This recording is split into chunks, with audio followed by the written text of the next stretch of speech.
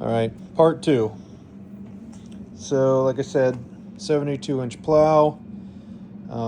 First modification I made is on all my plow edges, I always do pipes. I know some people run like PVC or ABS, but I have one that I did for my Kubota on the front bucket for our driveway. Ours is like dirt gravel mixture, and I made it out of just black iron pipe, and it's lasted for 10 years. So I made the same thing for this. So just a couple little thin tabs welded. I took a plasma cutter, a good buddy of mine has, and just, you know, sliced it so it wraps around right there, and then I just bolted through the same holes. I just dropped the tabs right on, put the bolts on, and then hit it quick with the welder, and that keeps you from digging in so much, especially like mine, you know, again, dirt, gravel, off camber, works a lot better. Plow strap, this is big.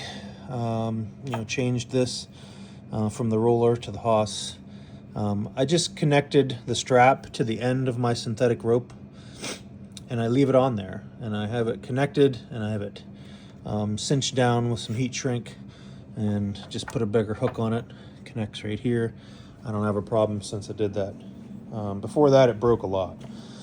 The plow actually connects with a little quick disconnect. I have the other one mounted right here, so it's easy to connect and disconnect.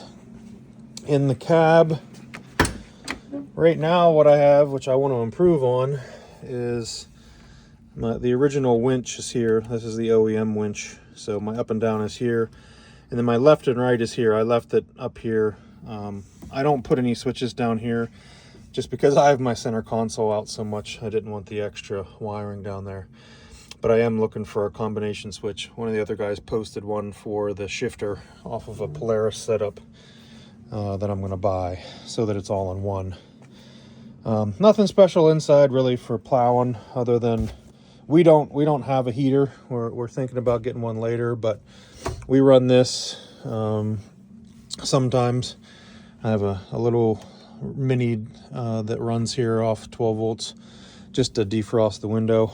And then the wife and I both have heated seat covers. We just throw them on over top in the winter and plug them in, and that plug runs off of a switch to a relay directly off the battery, and the relay is enabled off the key, so you can't accidentally leave it on. As far as lights, you know, so you can see over the plow, stock lights definitely are not going to cut it. Two things help greatly. Even this one down here doesn't really help unless the plow's down, but the hood light makes a huge difference. And then we added the pod lights, so between the pod lights and the hood light, we've got plenty of light.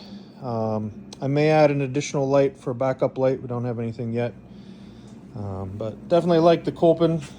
You know, biggest thing again for me is where that mount is. It's up and out of the way. I never have to worry about it in the summertime, and it's easy on, easy off. All right, let me know if you have any questions, guys. Have fun in the snow.